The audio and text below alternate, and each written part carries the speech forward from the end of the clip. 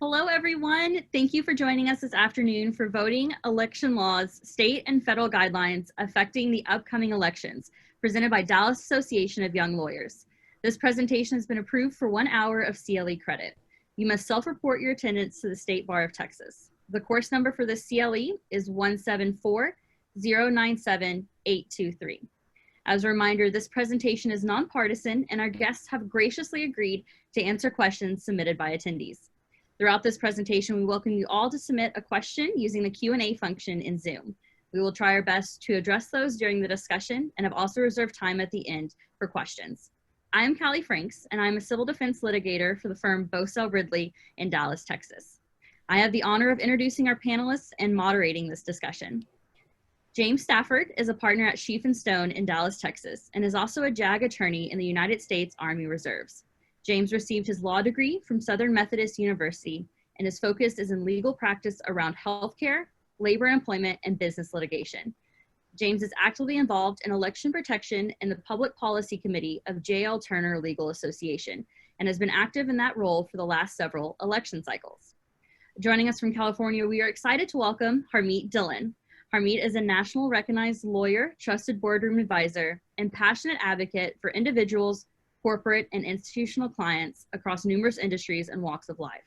Her focus is in commercial litigation, employment law, First Amendment rights, and election law matters. She founded her own law firm, the Dillon Law Group, in 2006, with offices in San Francisco, New Jersey, and Pasadena in New York. Harmeet is also the founder of the Center of American Liberty, which is a 501c3 charitable organization committed to defending the civil rights of Americans and to legally addressing and combating illegal discrimination.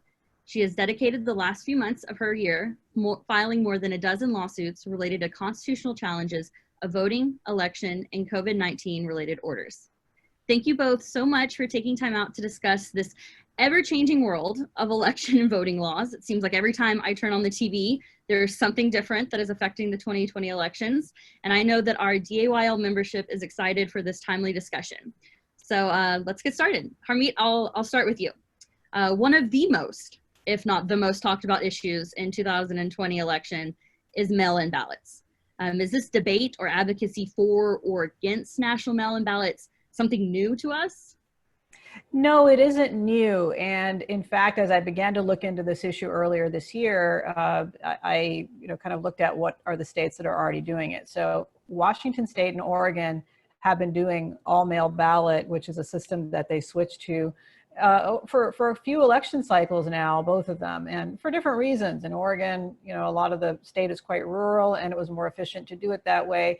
But each of those states took a decade of implementing and rolling out their all-mail ballot programs to make sure that they still had ballot integrity, they had fail-safe mechanisms to identify who the voters are, education to get everybody used to how it works. And so now it's non-controversial, but at the outset, there were a lot of concerns about whether they would be able to pull it off. And it took years to work out the kinks. And even, the Democratic governor of Washington State has made that point that it took a decade to get it right. So when you look at all of these other states, including very populous states like California, where I live, 40 million people in our state, suddenly implementing something that is such a radical shift from the normal package of different options for voting, that's where the concerns come in, that local registrars of voters and secretaries of state in every state that is doing this is not equipped to do it. And then you also look at the fact that there seems to be a bias towards the states that are doing it with a particular political viewpoint. And so that's an interesting factor. I can tell you that on both sides of the aisle, people are concerned. I think everybody, certainly speaking for myself, wants to make sure that every citizen's vote is counted and nobody votes more than once and nobody votes who's not entitled to vote. But with that said, the devil is in the details. And that's really where some of the concerns are, that maybe we're not following every step that needs to be followed to make sure that we have integrity and people who are voting are who they say they are. Yeah, and you mentioned something that it's not part of the normal standard votes that we have. Now, absentee ballots have been widely used throughout our nation. Even, no matter where you are, you can file for an absentee ballot. What is the difference between the mail-in versus the absentee ballot, and what challenges are they facing? You discussed some of the details. Are there anything further that differentiates those two that would make this a difficult kind of transition. Yes, and even prior to this election, there are different opinions in different states about vote by mail. In my household, I vote in person. My husband likes to vote by mail. He is what we call in California parlance a permanent absentee voter. And that absentee means you are a person who has elected, i.e. you have yourself gone to the state and said, I would like to vote in this way. You typically get your ballot 30 days or it's mailed out 30 days before the election. You get a pamphlet in the mail. You have time to consider who the candidates are. You ask your wife maybe, and you kind of figure out who do you want to vote for. That is radically different than the two states that I mentioned, which are the entire state votes by mail, and what's happening in many states in the United States right now, where a ballot is being mailed to everybody. And so different states are doing this differently. For example, Michigan has a hybrid where in this COVID situation, they're sending an application to everybody to vote by mail. And so then you become an absentee ballot voter if you send that in and say, yes, I'd like to vote by mail. Otherwise, you have some narrower options to go vote in person. So that's the concern, is that if you do not have the combination of a clean voter roll and measures put in place to ensure that you have integrity around those ballots being cast, a automatic universal vote by mail like California, Nevada, and some other states are doing could lead to chaos, because some of those states like California, they have same-day voter registration. So in an absentee setting, how does that work? And so these are some of the kinks that we really don't have time in a very compressed election cycle where you've changed the rules to make sure that it goes well. And that's where the concerns are over chaos on November 3rd. James, Harmeet had just mentioned that there are some states that are sending out batch mail-in ballots to anybody that comes across their desk with a stamp on it. In that same vein, that same discussion, the United States Supreme Court has had two decisions related to Texas mail-in voting in the past few months. The first one in June, Justice Alito issued the Supreme Court's denial for the Texas Democratic Party versus the state of Texas, which halted a federal district judge's effort to expand mail-in ballot voting. And then in July, the court declined to rule on the matter in Ray State, also brought by the Texas Democrats, that would have decided whether all Texas voters could have voted by mail.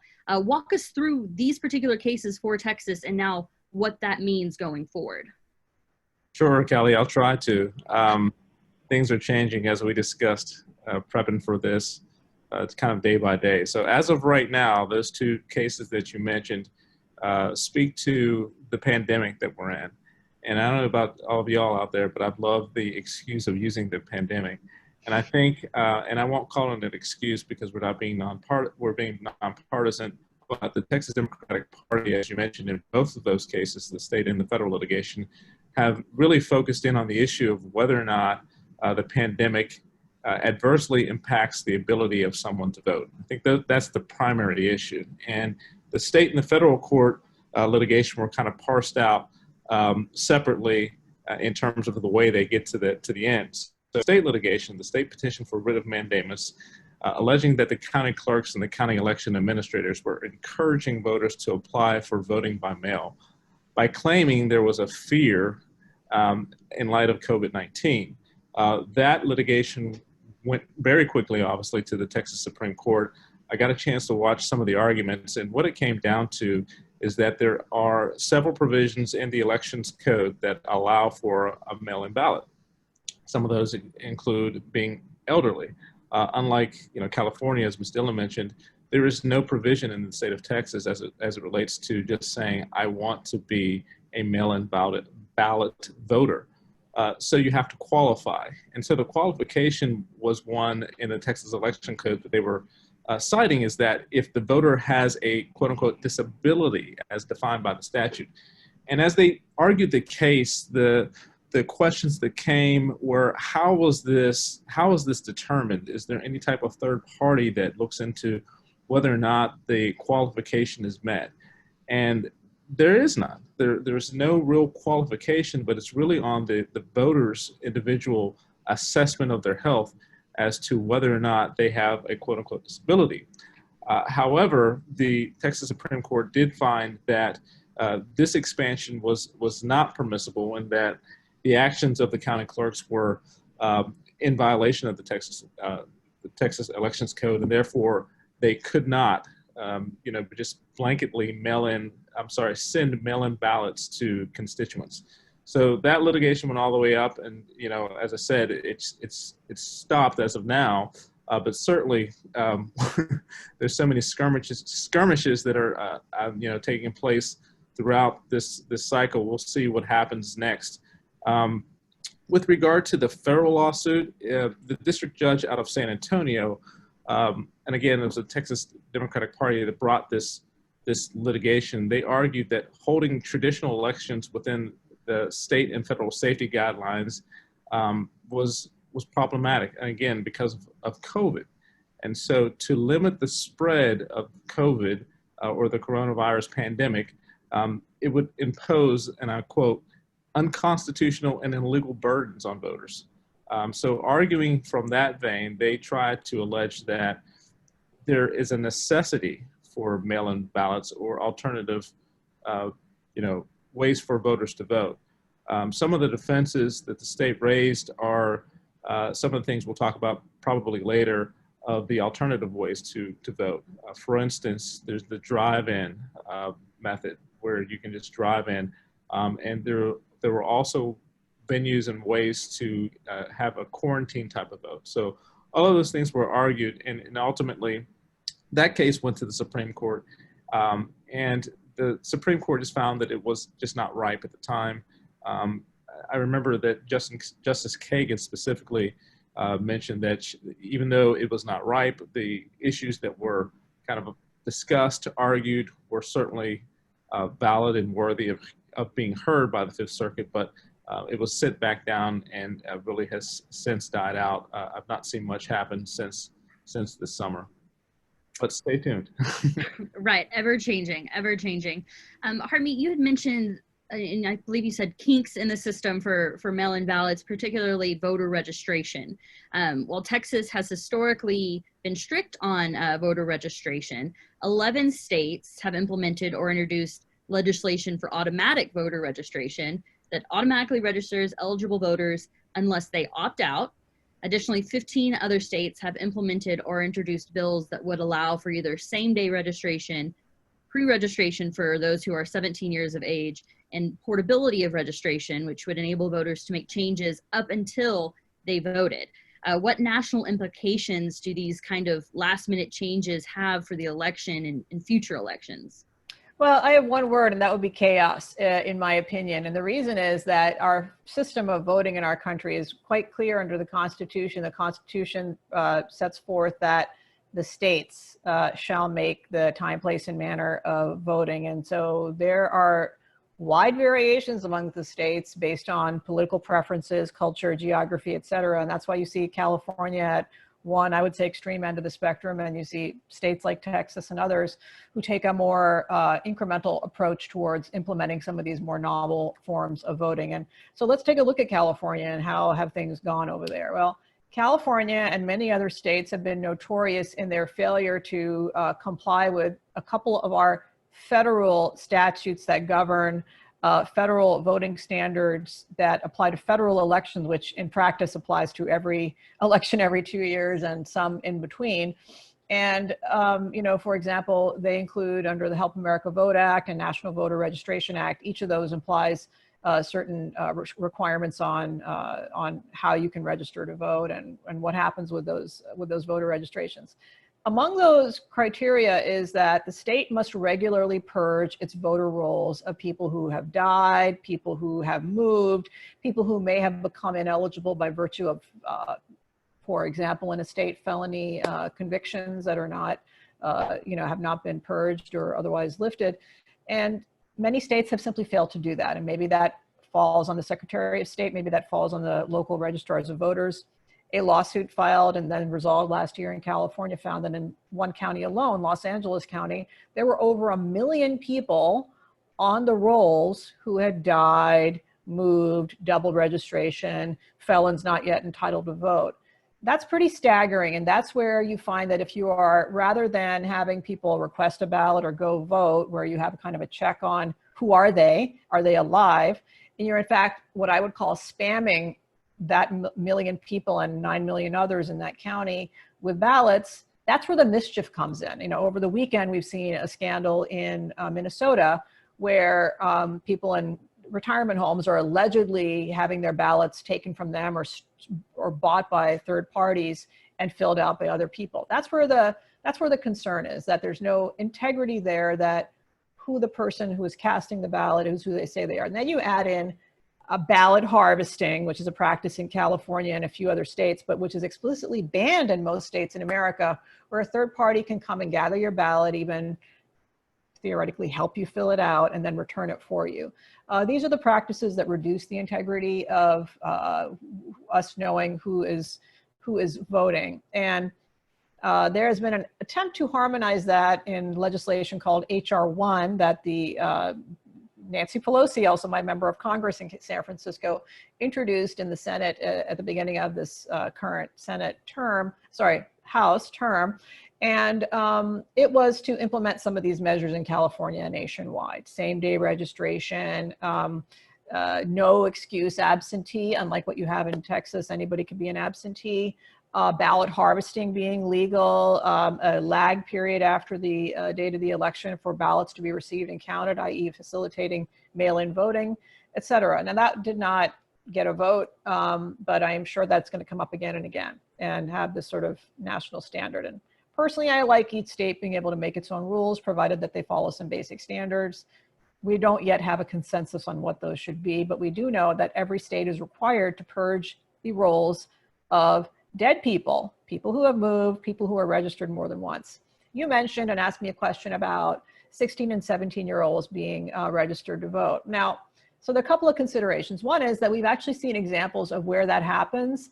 The 16 and 17-year-olds accidentally being added to the actual voter rolls prematurely. And then if they were to actually get a ballot in the mail because of COVID and go vote, they would be breaking the law, but they would not necessarily know the implications of that. Those implications could be quite serious. You know, those are the types of issues that we have to address. The same thing would be with portability. Portability sounds like a great idea in principle. In reality, like I said, we have registrars of voters all over the United States, and this is particularly a problem in high density urban areas where they simply have fallen behind. It's like, you know, it's like I Love Lucy with the candy treadmill. They fall behind and they can't keep up, and they don't purge the rolls. So how are they going to keep up with this additional requirement that they, you know, day by day follow people as they're moving around during COVID? I just think it's impossible to expect that to happen anytime soon without a massive influx of federal or state funding to make it happen over a course of years. Yeah, chaos is correct. Just listening to you makes me have anxiety. But we kind of talked about the whole voting by mail thing. And James, I want to turn to what voting in person is going to look like, particularly in Dallas County. I mean, every detail of our lives, both professionally and personally, have changed. And I'm sure that, you know, voting in Dallas County is no exception.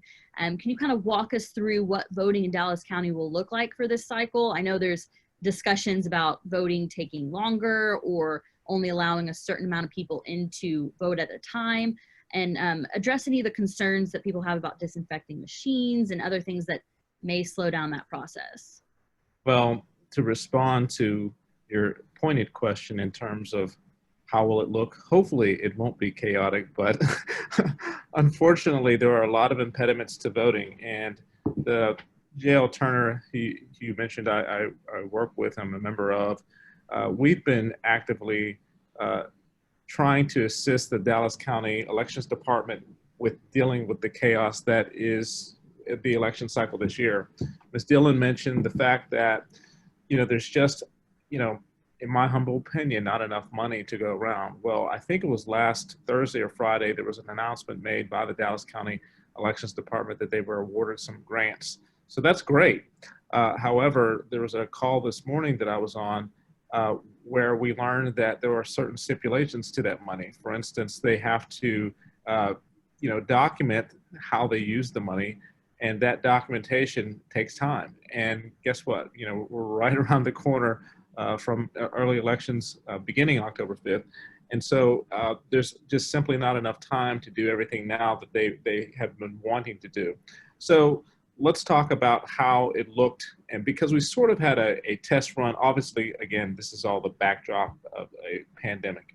But we've had a sort of test run because the primary elections in Texas were not too recently in the past and during the pandemic.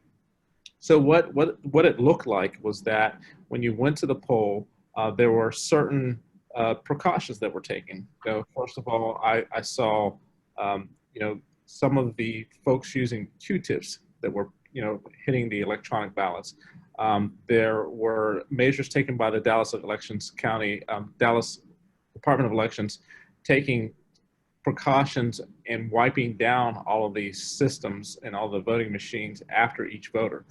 And so obviously this all means that there is a lot more time-intensive impacts to how voting is taking place. So I think I saw a number where the average voter would take maybe 6 minutes, and it's projected that it might be even twice that amount of time, not just because of the restrictions and the limitations that cleaning each polling machine takes, but the election ballot right now is, I think, some 20 or 30 pages. I mean, it's enormous at this point. We've got DISD propositions on there. And of course, we've got the huge general election. We've got, in various counties and in various regions of the state, certain state issues that are both on proposition and not to include or exclude the elected officials that are on the ballot. So there are just a ton of things. And again, all while we're with the pandemic. So there are lots of things that have come up. So getting back to what we do kind of in J.L. Turner in terms of helping the elections department, what they've identified initially was, do we have enough personal protective equipment, PPE? Do we have enough for our staff? I can report to you that the calls that I've been on seems to suggest that the county has adequate staffing, preparation, and protection for the election workers. So that's great. So there are plexiglass separators between the voters and the election workers. And again, there's different instruments that they're using to clean, as well as providing things to the voters themselves, such that they can protect themselves from spreading the disease. So we've got that.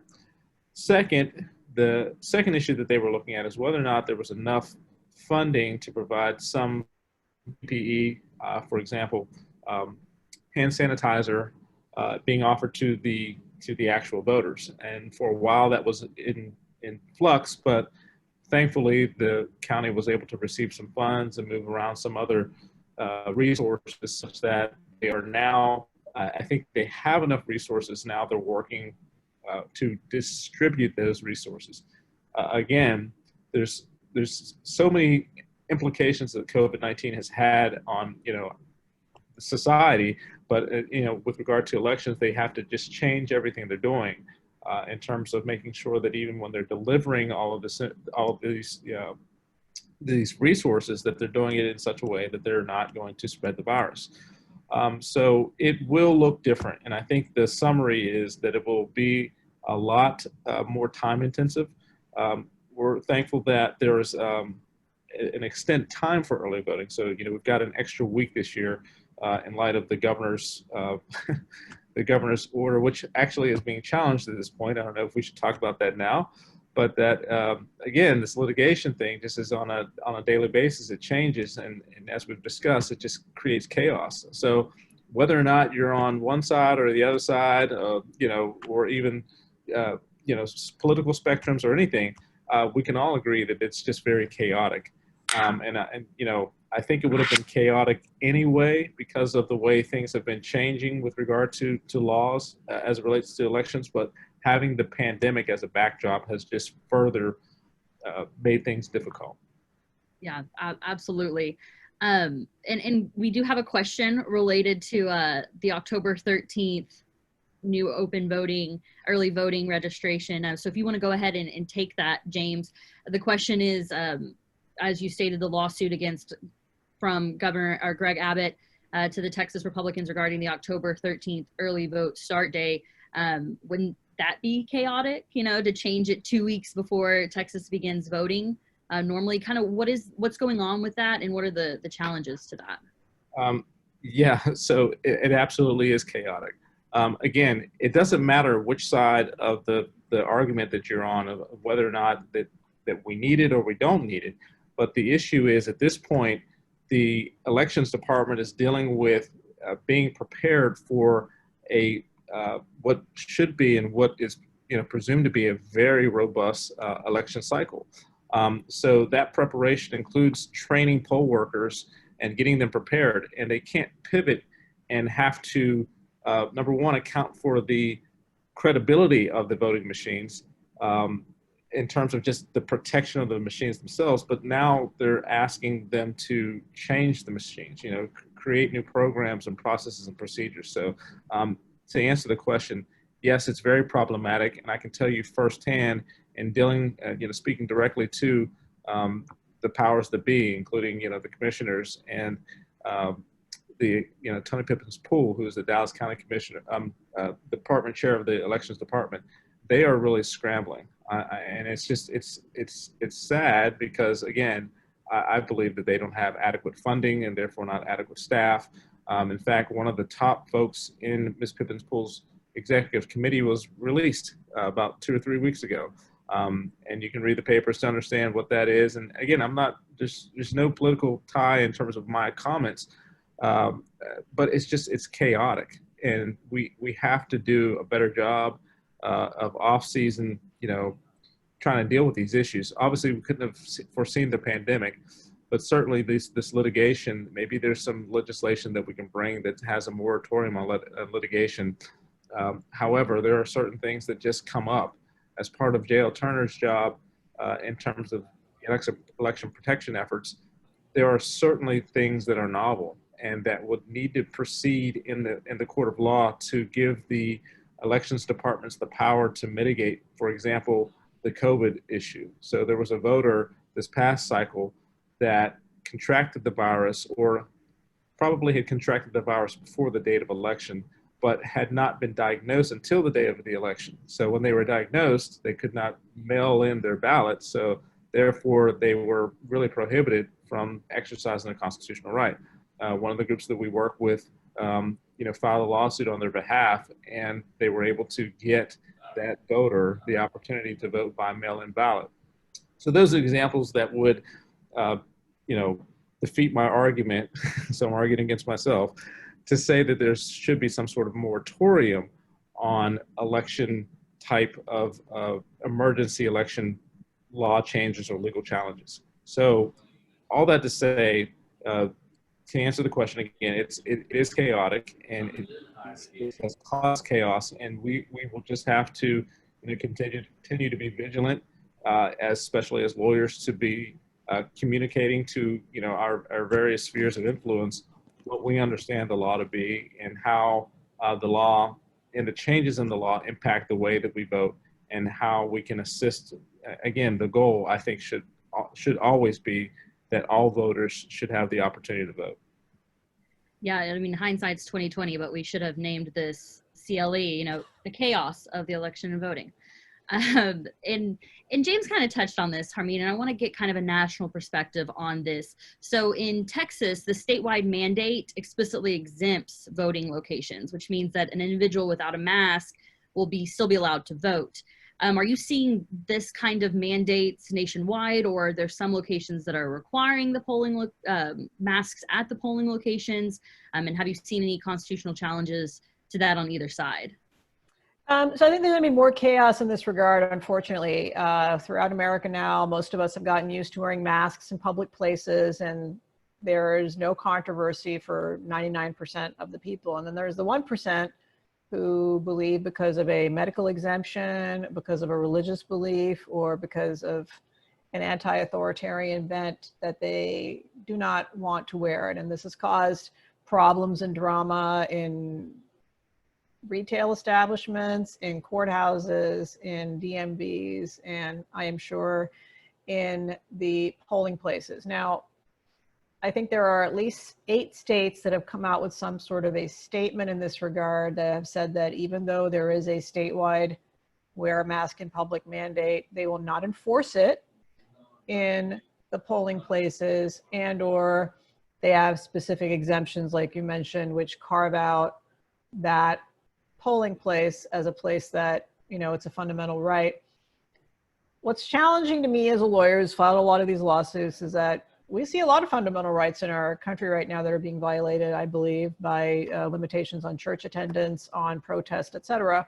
And so how do you carve this one out differently? I think probably there's a practical reason. James would probably agree that and litigation would be almost certainly anticipated in that regard. And so let's just head it off by making an exemption. So everybody beware when they go to vote that you may be around people who are following some different rules. Now, I think there's at least one state where litigation was at least threatened, that is Minnesota, because that state has a no mask rule in the voting setting, which is namely that it is against the law to wear a mask in a polling place. And that probably, and I've not looked at the history of this, probably dates back to, you know, racist intimidation of people of color in our country. Many states have had these no mask laws in public that have been challenged by various ACLU challenged it in California, for example. So those are 2 different civil rights imperatives that are in tension with one another. But ultimately, I think what you're going to find is people are not likely to be arrested anywhere in America for refusing to wear a mask in a polling place where you have to go and vote. And so I don't think that's going to be much of a controversy, provided that all of our election officials in every part of the country are properly educated where what the law is, and not to be, you know, thuggish about it. Yeah, and I think that it's interesting, the different types of enforcement. And James, I kind of want to get your take on this. The same vein about the exemption of the mask mandate, there's also an election advisory, because in law we love to complicate things, that says that an election judge does not have the authority to refuse a voter who is presenting symptoms of COVID-19, but the judge may ask the voter to wear a face mask temporarily in consideration of the health and safety of the election workers and other voters. Are these election advisories published by the Secretary of State enforceable by the counties? I mean, we see the stark difference between the mandate and what an election judge can do, and who's in charge of enforcing those, and what are the repercussions on that? Well, let's take a step first and talk about the election judges. So I was not aware until I got into this, you know, election protection stuff, that election judges are appointed at each polling location, and they're appointed kind of equally, not kind of, but equally by the parties themselves. And they have a lot of power. So you would think it would be the nonpartisan, well, somewhat nonpartisan elections department that would have the ultimate authority. Rather, it is the election judge in Texas and the individual election locations that election judge has really the ultimate authority. And here in Texas, it's been mandated by the governor that everyone shall vote. Everyone has the right to vote regardless of whether or not you want to wear a mask. And so the enforcement mechanism that is related to that is really difficult to put your hands on, because there's not really a kind of on-the-spot authority that will enforce it per se. Ultimately, the election judge will make the call if there's any gray area as it relates to whether or not, again, the person is symptomatic, and whether or not that person should wear the mask. And as you mentioned, that they do have that authority too, despite the governor's order, to say, well, hey, you know, it seems as though you're presenting, and, you know, we're suggesting that, and strongly suggesting that you put on a mask. So that has not yet been challenged. And I say yet, and as I discussed with you, Kelly, I was quickly looking over the dockets to see if anything had happened, and I received a subscription, kind of a notification from the Texas Attorney General, which is just buzzing all over the place. But it could be challenged at any day, and I could be totally wrong as of right now. But what I foresee happening is that there will be challenges, because there are certain folks that believe that the notion of someone coming to a polling station and, you know, intentionally coughing on someone, for example, is a voter intimidation. factor. So, I mean, there's that argument out there, and I could certainly see a legal challenge being presented to deal with that issue. And getting back to how the election judges are chosen, so with the equal number of election judges from both the parties, the major parties, being present, there's always tension at these locations, especially at the high volume and high traffic areas. So we anticipate that the first week or so of early voting will be the telltale sign of folks that believe, as Ms. Dillon said, those people that are quote unquote 1%ers that say that you don't have to wear a mask, or there's some constitutional right that protects their freedom in terms of wearing a mask. We expect that those folks, along with the communications from the Texas governor, to show up and there be some debate, if you will, as to whether or not a mask should be worn, could be worn. So again, getting back to the theme is the chaos. So how does this chaos look? Well, we're hopeful that the election judges will be able to take control of the situation. To the extent that there needs to be some enforcement actions, they do have the ability to ask for additional enforcement, because again, they're the ultimate controller of that polling location. But at the same time, it will still be somewhat chaotic. Yeah, the joys of being in law, right? With all the different angles. You mentioned something, and I want to get kind of Harmeet's opinion on this, voter intimidation. So I know that there are some, 2008 poll intimidation tactics in Philadelphia that people are worried about will become more widespread. And we actually had this question from one of our viewers. Can you speak to whether you think that this will be an issue, and is fear-mongering, going to be something that you look for in this 2020 election? Look, I personally, that would be not even on my top 20 list of issues I'm concerned about with respect to this election. I think we have a long and robust history of treating voting as a incredibly important civil right in our country. And while we have a checkered history of the outcomes of that, but I think the intention has always been there that we provide a safe and place free of intimidation for voters. Of course, in states like mine, California, where people are voting by mail, it's a non-issue, of course. But in states where people are having a hybrid situation where they can vote in person or not, every one of those states has laws concerning how close to a polling place one can be. There are laws concerning apparel that can be worn in places of voting. And those laws are generally, enforced. They're important laws. And so many civil rights challenges to those laws. Largely, we do have parameters where the government can say over a certain 100 feet of the polling place, you cannot come and, shout and intimidate people. And so I would say it is incumbent upon local law enforcement to know their own jurisdiction. So I know where I'm sitting here today in rural Sonoma County, there will be no chance of voter intimidation at the polls. People are farmers, people are, living far apart from each other.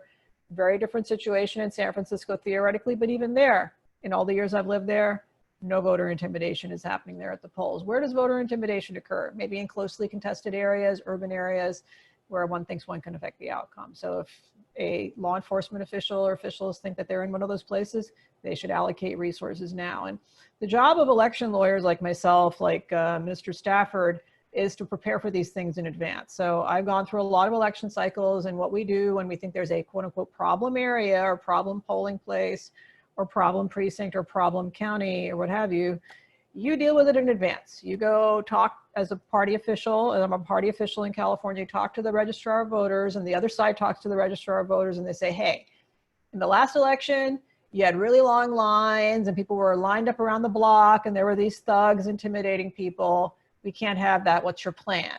And maybe the registrar of voters will say, well, let's talk to the chief of police about that. And then you get in a conversation and you hash it out. There's no reason why this should happen if people are thinking and planning in advance. Now, of course, there is always opportunistic violence. We have seen Antifa, we have seen other types of protesters and rioting happening. We have to be flexible. And so that is another reason why lawyers like myself and like James, we typically have squads of lawyers who are on call for what we call EDO, election day operations, who are a rapid response team who can go, who can monitor, who can take calls from volunteers or concerned citizens, and then go liaise with law enforcement or registrars of voters or the attorney general if necessary, get an emergency order from a court, et cetera, to make sure these things aren't happening. I mean, some of the concerns we have, like James mentioned, we kind of almost glossed over it, is like if you're taking double the amount of time for people to vote, that means longer lines. Longer lines are typically a sign of, you know, frankly, interference with the right to vote. That's not a desirable thing in a democracy. And so what is the contingency for that? We can't just not wipe things down.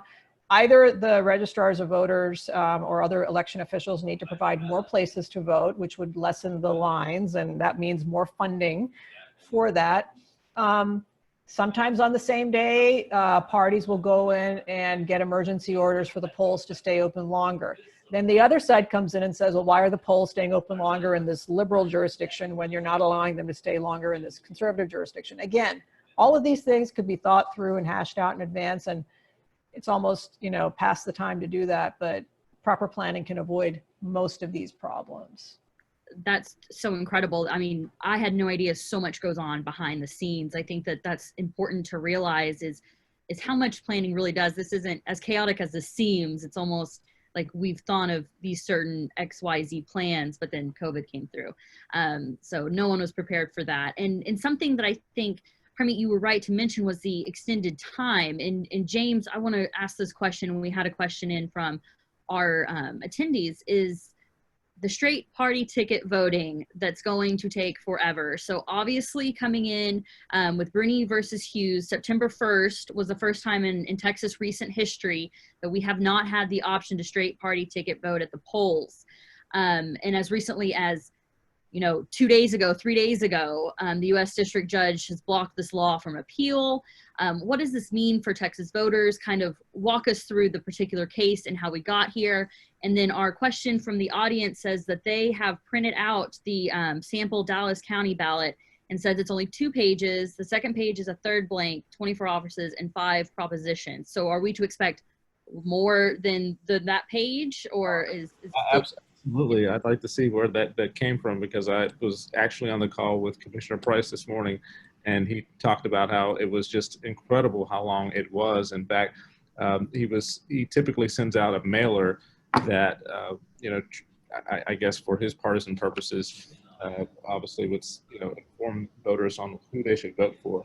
So I'm interested to see if in fact that the Dallas County Elections Department has not put up the full ballot as of yet. I haven't looked. But getting back to, I think what your question was related to the straight party ticket voting. So yes, Thursday or Friday of last week, there was a district court decision that, you know, issued a TRO that essentially said, hey, the straight party ticket voting is not going to work, or the block on block party ticket voting will not work. And, you know, that was just incredible to see, again, because of how close we are. And as I mentioned before, the fact that these machines have to be programmed was very, very problematic. And then I think it was yesterday, you know, the Fifth Circuit came back and said, no, we're definitely not going to uphold this TRO.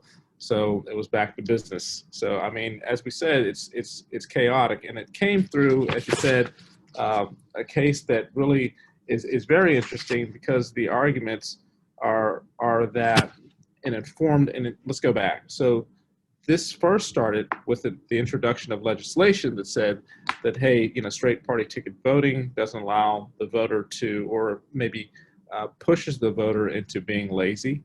And so we're getting a more or a less educated vote.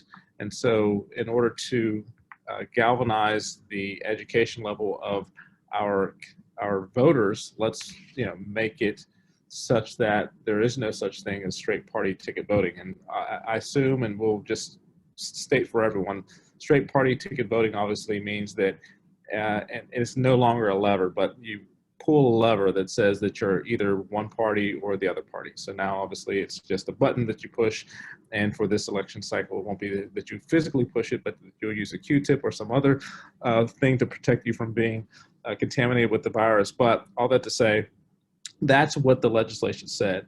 And then obviously the legal challenges that came after that, including this Bruni v. Hughes case, wherein there were challenges to that to say, well, certain folks, they want that opportunity, they want to be in and out, and they want that ability.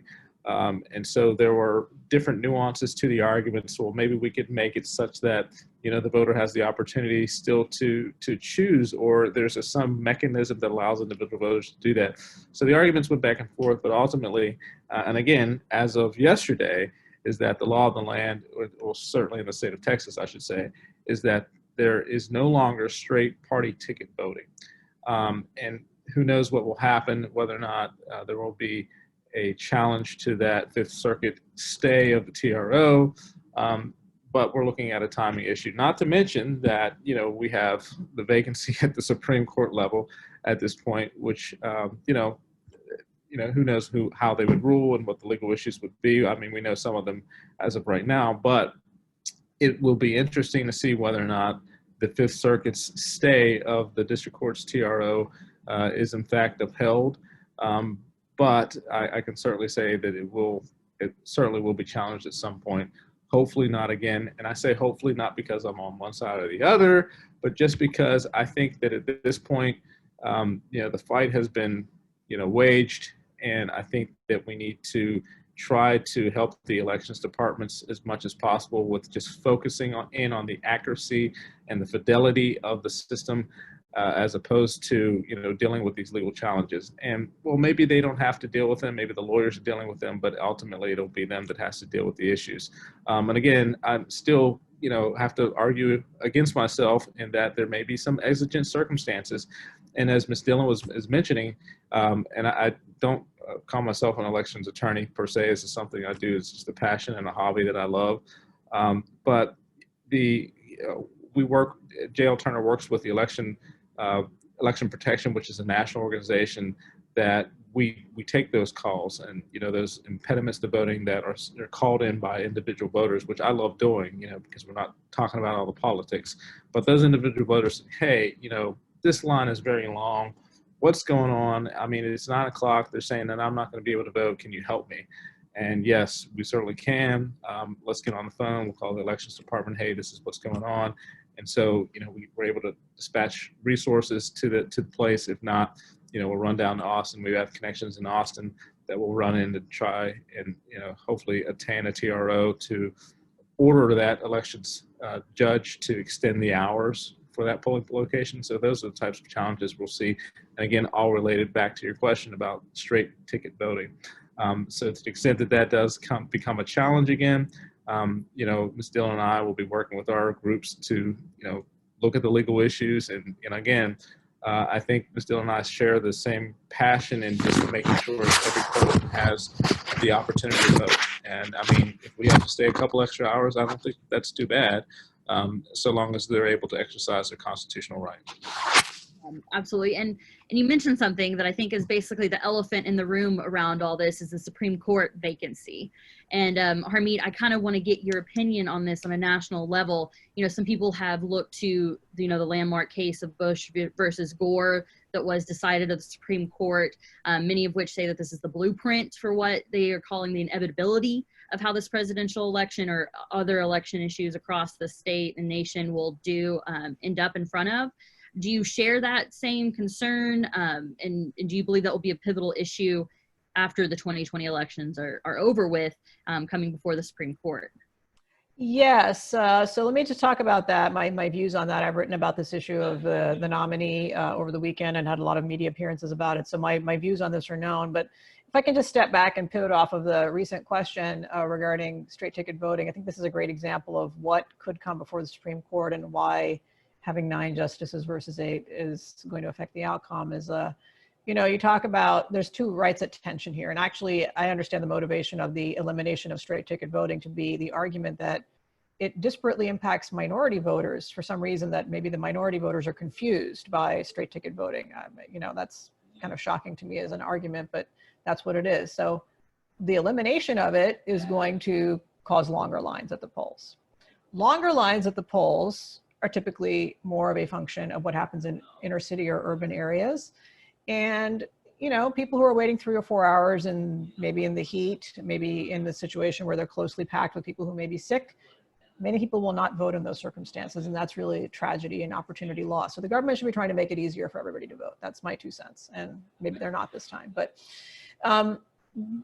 Justice Barrett would certainly be a 5th vote on certain issues. Of the court is evenly divided on some issues, I would say. A lot of people have said going into this situation it was divided 5-4. I would not agree with that. I think that Justice Roberts has actually been on both sides of 5-4 splits all the time and has not been a reliable vote on one side. And so neither can you presuppose, based on her writings or her voting on the 7th Circuit, what Justice Barrett, if she is confirmed, would rule in many of these types of challenges we expect to see. Because Bush v. Gore is that super dramatic, made for television, hanging Chad situation. I think the mundane reality of most election law disputes is exactly that, much more mundane, much more academic, you know, the type of thing that lawyers like myself, lawyers like Mr. Stafford, you know, we thrive on. And I have filed over the course of this past year 3 or 4 election litigation cases, and we go into court, we try to get a temporary restraining order, a preliminary injunction, and it's over pretty quickly. These are very high adrenaline, high stakes cases. In this particular election, it's so unusual because there are going to be so many different types of issues. There's going to be issues regarding access to polling places, regarding dilution of the vote by mailing of ballots to people who are not eligible to vote, legality of and challenges to ballot harvesting, questions regarding the integrity of the process. We have seen in the recent weeks examples of photographs of batches of ballots being dumped in ditches or dumped in parking lots or what have you, and frankly, no explanation for that. So I think the sheer volume of issues that is likely to occur in this circumstance is going to be very different than the Bush versus Gore example or any other election in history. Now, are they all going to jump straight up to the United States Supreme Court? Probably not. Probably most of these disputes are going to be resolved at a local level or a circuit court level. Let's assume federal court in these cases. In many of these cases, if there are issues of access to voting, due process, intimidation, et cetera, there may be some that go straight to a district court, you know, or whatever your trial court is in California, the Superior Court. And typically there, at least in California, there's typically a judge or judges on call in Sacramento, where our statewide elections, you know, challenges are brought, who are experienced with election litigation. They've seen these things before. They're ready to vote, quick and dirty, and that's it. And you're kind of stuck with it. And then, you know, so I think a lot of those decisions are going to be at that level, but constitutional type challenges to due process, equal protection, challenges under the Voting Rights Act, for example, these are likely to occur in federal court, and very few of them are likely to get to United States Supreme Court. So I don't think we're going to have a situation where there's going to be a long line outside the courthouse compared to a long line outside the polling place.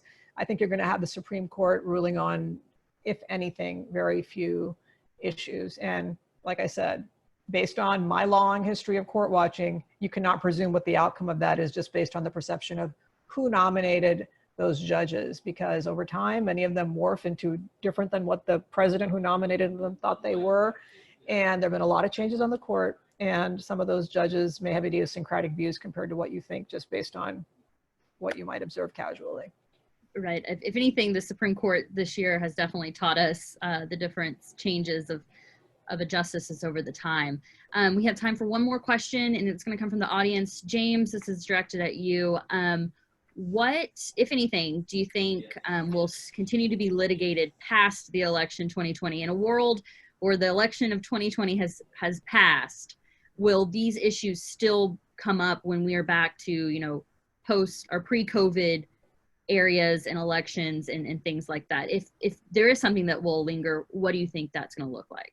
Well, I'll start with an objection, as in it's not relevant because there is no post 2020. I'm joking, but I want to piggyback. I'll answer the question in 1 second. I want to piggyback on one thing that Ms. Dillon mentioned in terms of this election thing, just not being prior to COVID and really prior to all the development with all the legal issues. It wasn't a sexy thing to talk about.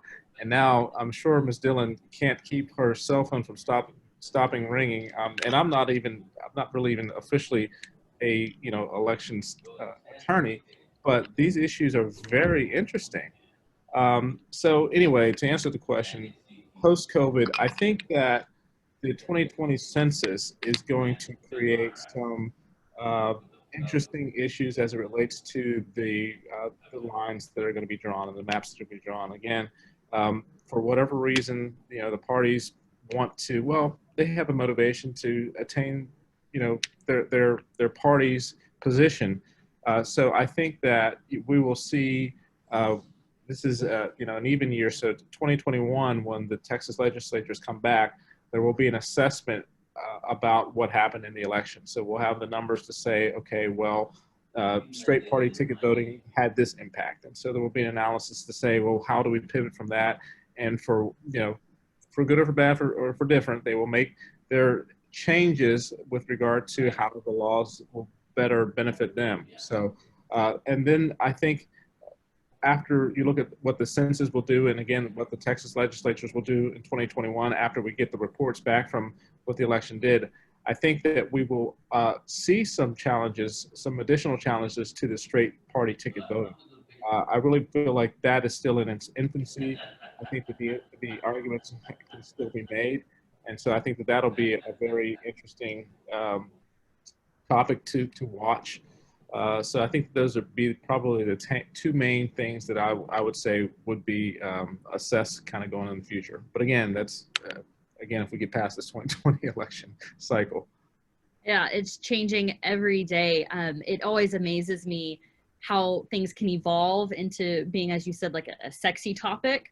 I'm sure, Harmeet and James, y'all both came into this saying, well, I was the first, and I looked at election law way before, the mainstream media made it cool. And I think that's really where this CLE was born from. So I want to thank y'all both so much for taking time out of your day to discuss this.